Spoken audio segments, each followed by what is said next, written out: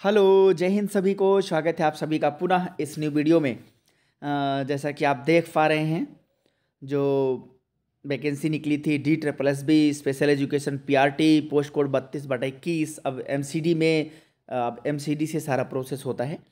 तो ये attestation form है जो आपको डॉक्यूमेंट्स वेरिफिकेशन के साथ भर करके ले जाना होगा। बहुत सारी चीज़ें इसमें शर्तें लिखी हुई हैं, वार्निंग लिखी हुई हैं, क्या क्या चाहिए होता है, वो सारी चीज़ें मैं बता देता हूँ। आखिरकार बहुत सारे लोगों को फॉर्म भी नहीं मिल रहा था, बोले सर ये कहाँ से मिलेगा, कहाँ से डाउनलोड करें। तो चलिए देखते हैं। ये आपका अटेस्टेशन फॉर्म है और न्यू प्रोफार्मा है। अनेक्सर फर्स्ट के लिए अटेस्टेशन फॉर्म यहाँ पर लिखा है कुछ। यहाँ पर पहला देख लीजिए, यहाँ पर ये बना हुआ है जो फोटो यहाँ पर आपको लगाना होगा। Affix signed passport size 5 cm x 7 cm approx के आसपास होना चाहिए। कॉपी ऑफ रिसेंट फोटोग्राफ्स और आर्ट फॉर। देखिए, रिसेंट का मतलब होता है तत्काल वाली, थोड़ा होना चाहिए, है ना। ऐसा भी नहीं हो कि जब आप हाई स्कूल में पढ़ रहे थे तब का फोटो लगा दो, तब दिक्कत आएगा। और थोड़ा सा बैकग्राउंड बेहतर होना चाहिए। जैसे कि DSSB का ये रूल रहता है कि वो बैकग्राउंड वाइट हो और आपका कलर्ड फोटोग्राफ्स हो तो वो बेहतर होता है, तो वो अच्छे से फोटो आता है। ठीक है। वार्निंग दे के रखे हैं कि the furnishing of false information of suppression of any factual information in the attestation form would be a disqualification and is likely to render the candidate unfit for employment under the government. देखिए, अगर आप कुछ भी चीज़ें हैं, आप information गलत देते हैं या इन्फॉर्मेशन गलत फिर करते हैं अटेस्टेशन फॉर्म में, तो आपको वो डिस्क्वालीफाई कर देंगे। पूरी तरीके से आप एम्प्लॉयमेंट के अंदर नहीं आएंगे, अनफिट मान के आपको रिजेक्ट कर देंगे। इसलिए कोशिश करिएगा कि, क्योंकि बहुत सारे कैंडिडेट का क्या होता है, मेरे पास एसएमएस आते हैं कि सर मैंने ये छोटी सी मिस्टेक कर दी है, अब मैं क्या करूं। तो आप कोई काम करने से पहले उसको रीड कर लीजिए, पढ़ लीजिए, ठीक है, तब आप वो काम करने के लिए बढ़िए। ये देखिए दूसरा नंबर है इसमें कि if detain, arrested, prosecuted, bound down, fine, convicted, debarred, मतलब बहुत सारी ऐसी चीज़ें हैं जो आपने गलत एक्टिविटी की हैं। तो सप्रेशन फॉर फैक्चुअल इन्फॉर्मेशन, मतलब ऐसा नहीं होना चाहिए। ठीक है। तो अगर मान लीजिए ऐसा आपके साथ हुआ भी है, तो subsequence to the completion and submission of this form the details should be communicate immediately to the authorities to whom the attestation form has been sent early. मतलब आप अथॉरिटी से संपर्क करें वहाँ पर, अब फिर जा कर के भेजें। तीसरा नंबर है कि if the fact that false information has been furnished और that there has been suppression of any factual information in the attestation form comes to notice at any time during the service of a person, his service would be liable to be terminated। मान लीजिए आप false information दे देते हैं, जो भी आपका attestation form है, तो कभी भी any time during the service, आपने अभी गलत इन्फॉर्मेशन दे दी, बाद में अगर 1 महीने बाद, 1 महीने की आपने सैलरी उठा ली, ठीक है, आपको दोबारा कभी उनको पता चल गया तो उसी समय आपको हटा देंगे, नोटिस दे देंगे, या तो आप सबमिट करो वो चीज़ें, अदरवाइज बाहर जाओ। ध्यान रखिएगा, नेम लिखना है आपका, name in the full in block Capitals, मतलब बड़े बड़े अक्षरों में आपको लिखना है। और ये थोड़ा सा ध्यान रखिएगा, ये एग्जैक्ट लिखिएगा हाई स्कूल के अकॉर्डिंग। और जैसे यहाँ पर सरनेम है और यहाँ पर नेम है, मान लीजिए किसी का नाम मोहित शुक्ला है, मोहित वर्मा है, ठाकुर वर्मा है, तो मान लीजिए किसी का नाम ठाकुर वर्मा है, तो हम वर्मा पहले लिख देंगे यहाँ पर और ठाकुर बाद में लिख देंगे यहाँ पर। ये ध्यान रखिएगा, पहले नेम फिर सरनेम। जैसे मान लीजिए कि मेरा नाम सुल्तान है, तो मेरे पास सरनेम कोई नहीं है, तो मैं इसको डैश कर दूंगा। ठीक है। यहाँ पर ऐसा तो नहीं कि ऑनलाइन फॉर्म भर है तो स्टार बना हुआ है तो सबमिट नहीं होगा, यहाँ आप डैश कर देंगे और यहाँ पर नेम में सुल्तान लिख देंगे। ठीक है। दूसरा देखिए, present address in full, example village, थाना एंड डिस्ट्रिक्ट और house number, lane, street, road and town, ये सारी चीज़ें आप यहाँ पर लिख देंगे। उम्मीद है आप लिख ही देंगे। ये अटेस्टेशन फॉर्म आपको टेलीग्राम चैनल पर मिल जाएगा, टेलीग्राम चैनल को ज़रूर ज्वाइन करें, डिस्क्रिप्शन बॉक्स में उसका लिंक मिल जाएगा। उससे बेनिफिट ये होगा कि आप आसानी से वहाँ से फॉर्म को डाउनलोड कर सकते हैं। ठीक है, अब देखिए तीसरे नंबर पर home address in full example village, थाना, डिस्ट्रिक्ट, ये डिस्ट्रिक्ट हेडक्वार्टर सारी चीज़ें आप यहाँ पर लिख देंगे। तीसरे नंबर के बी में if originally a resident of Pakistan the address in that country and the date of migration of Indian union, ये सारी चीज़ें आपके पास होना चाहिए अगर आप पाकिस्तान से हैं, क्योंकि कई सारी चीज़ें होती हैं, खतरा ना हो तो गवर्नमेंट पहले से ही सारी चीज़ें लेकर के रखती हैं। चौथे नंबर में है particular of place with periods of residence. अब यहाँ पर ये है कि मान लीजिए कि कहीं पर आप रह रहे हैं, जैसे मान लीजिए कि आप पहले से रह रहे हैं, तो यहाँ पर लिखा है फ्रॉम, यहाँ पर टू। मान लीजिए कि अभी आप जहाँ पर रह रहे हैं वो जन्म से रह रहे हैं, तो आपका यहाँ फ्रॉम मतलब आपका डेट ऑफ बर्थ हो जाएगी, और यहाँ पर आपका टू मतलब अभी तक हो जाएगा। ये आपका मांग रहा है तो, और अगर कहीं लिखा होता कि माता पिता का एड्रेस दीजिए तो माता पिता जब से रहे जहाँ तक वो हो जाता। ठीक है, तो ये भी ध्यान दीजिएगा। इसके अलावा यहाँ पर नेम में father's name, name in full aliases if any, मतलब फुल होना चाहिए, ऐसा नहीं है कि मतलब थोड़ा बहुत लिख दिए। नेम, नेशनैलिटी बाय बर्थ और बाय डोमिसाइल, उसके अकॉर्डिंग होना चाहिए। यहाँ पर पापा जी का नाम, यहाँ पर डोमिसाइल कहाँ से हैं, प्लेस ऑफ बर्थ उनका जन्म कहाँ, ऑक्यूपेशन क्या है, if employ give designation and official address, ये पूरा होना चाहिए। प्रेजेंट पोस्टल एड्रेस परमानेंट हो।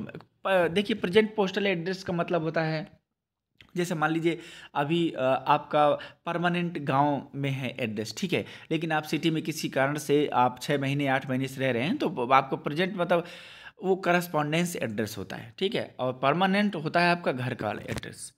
मदर का भी ऐसे ही सेम सारी चीज़ें लिख देंगे। वाइफ हस्बैंड, अगर किसी का वाइफ हस्बैंड नहीं है तो उसको कोई दिक्कत नहीं है, आप डॉट डॉट या सीधा सीधा हाइपर लगा करके ऐसे कर सकते हैं, भर दीजिए। ब्रदर्स हैं, सिस्टर्स हैं, उनके नेम या सारी चीज़ें आपको लिखना होगा। और अगर नहीं है कोई तो कोई बात ही नहीं है, बहुत सारे कैंडिडेट होंगे जो अकेले ही होंगे, अपने माँ बाप के अकेले ही घर में होंगे। 5th नंबर में है information to be furnished with regard to son and daughter if case they are studying living in a foreign country, अगर कोई ऐसा है फॉरेन कंट्री में पढ़ रहा है तो भैया वो भी आप यहाँ पर दीजिए, बताइए कि किस कंट्री में है, तो यहाँ पर पूरी चीज़ें डिटेल आपको भरनी होंगी। ठीक है, अब यहाँ पर 6 नंबर में है कि नेशनैलिटी क्या है आपकी, इंडियन लिख दीजिएगा। Date of birth, present age आप कितने साल के हो जाए, एज एट मैट्रिकुलेशन, ध्यान रखिएगा एज एट मैट्रिकुलेशन का मतलब होता है कि आपका 10th के अकॉर्डिंग माना जाएगा। ठीक है, 8 नंबर पे है a place of birth, district and state which situated, ये आपको लिखना है, मतलब अगर ऐसा हुआ हो तो। बी नंबर में district and state to which you belong, कहाँ से, किस स्टेट से बिलोंग करते हैं। You father originally belong, district, कई बार होता है कि फादर कहीं दूसरे डिस्ट्रिक्ट में जन्म लिए हैं लेकिन रह कहीं और रहे हैं, तो आप ये भी दे दीजिएगा, कोई दिक्कत नहीं है। योर रिलीजन क्या है, जैसे कि धर्म है, जैसे कि हिंदू, मुस्लिम, सिख, ईसाई या किसी भी तरीके का। बी में है are you member of a SC/ST, answer in yes और नो, बस इतना लिखना है आपको। इसके अलावा 10th नंबर में एजुकेशन क्वालिफिकेशन है, education qualification showing place of education with year in school and college since 15 years of age, ये सारी चीज़ें आपको लिखना है। Name of the school college with full address, अब डेट ऑफ इंटरिंग, कब मतलब इंटरव्यू है, date of leaving examination passed कब हुए, तो सारी चीज़ें, हाई स्कूल इंटरव्यू, सारी चीज़ें आप दे सकते हैं। अब यहाँ पर है कि are you holding have any time held in appointment under the centre और state government, is semi government और ए क्वासी गवर्नमेंट बॉडी और autonomous body of the public undertaking a private firm और इंस्टीट्यूशन, किसी भी तरीके का, तो भैया उसका डिटेल दे दो। पीरियड में कब से कब तक रहे हो, डेजिग्नेशन क्या था, क्या करते थे आप नेचर में, क्या क्या, फुल एड्रेस, सारी चीज़ें आप जो भी हैं वो सब आप दे दीजिए। इसके अलावा if the previous employment was under the government of India, state government, अब ये सारी चीज़ें हैं तो ये भी आप अंडरटेकिंग दीजिए, आउट होना चाहिए। If you had left service and giving a month notice under the rule 5 of the central civil service temporary service rule 1965, any similar corresponding rules where in disciplinary proceeding frame against you, अगर किसी भी तरीके कुछ होगा तो देखिए सब कुछ हो सकता है। टर्मिनेशन, देखिए ये एक चीज़ बड़ा खतरनाक लिखते हैं, notice of termination of service और subsequent date conduct in any matter, किसी भी तरीके का होगा तो टर्मिनेट कर देंगे। ध्यान रखिएगा, बहुत चीज़ें एकदम हाँ सही तरीके से करिएगा। कभी अरेस्टेड हुए हैं तो यस में नो, अगर अरेस्ट हुए हैं तो यस कर दीजिए, नहीं तो नो कर दीजिए।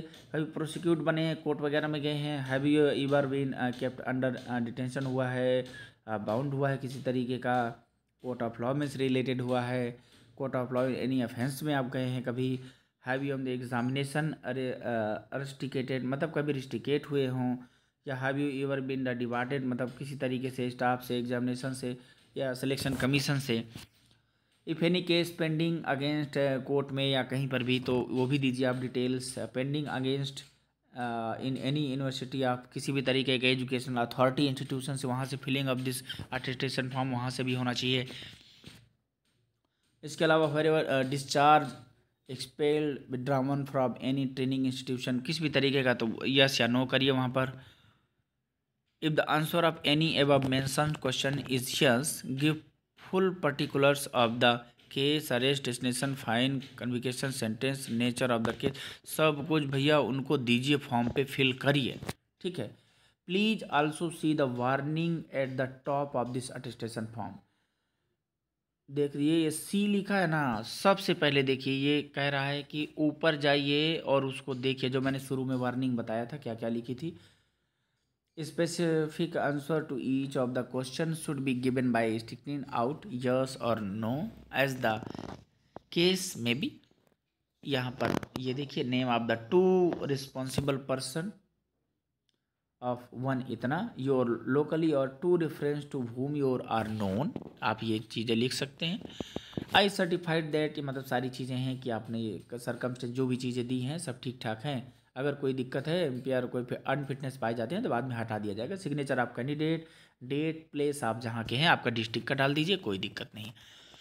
ये आइडेंटिफिकेशन सर्टिफिकेट है, जो सारी चीज़ें आपको चाहिए ये हैं, जो भी लिखा हुआ इसमें सारी चीज़ें पढ़ लीजिएगा। Postmaster, principal, subdivision, सारी चीज़ें। सर्टिफिकेट है, नेम वगैरह लिखिए, to be filled by the office, ये सारी चीज़ें हैं। एंड करेक्टर सर्टिफिकेट का प्रोफार्मा है, इसमें जो डिटेल्स वगैरह भर लीजिएगा। कोई दिक्कत होगा तो मुझे कमेंट करिएगा, मैं ज़रूर बता दूंगा, ठीक है। ये पूरा आपका फॉर्मेट था। एंड एनेक्सर ये थर्ड के लिए कि भैया declaration to be obtain from the new entrance to government services that I am unmarried widow, सारी चीज़ें टिक कर दीजिएगा एकदम, ओके। ये रहा, और अब लास्ट में सिग्नेचर कर दीजिएगा। ये रहा आपका पूरा फॉर्म। तो आई होप ये आप इस चीज़ों को समझ गए होंगे, और बेहतरीन तरीके से जो मैं अटेस्टेशन फॉर्म में वार्निंग बता रहा था वो ये है, इसको आप बेहतर तरीके से भरिएगा, गलत मत करिएगा, नहीं तो आपको दिक्कत पड़ सकती है। Thank you so much. इसे आप ले सकते हैं टेलीग्राम चैनल से, दोस्तों को भी भेजिए ताकि सभी को पता चल सके। थैंक यू सो मच, मिलते हैं नेक्स्ट वीडियो में, तब तक के लिए जय हिंद।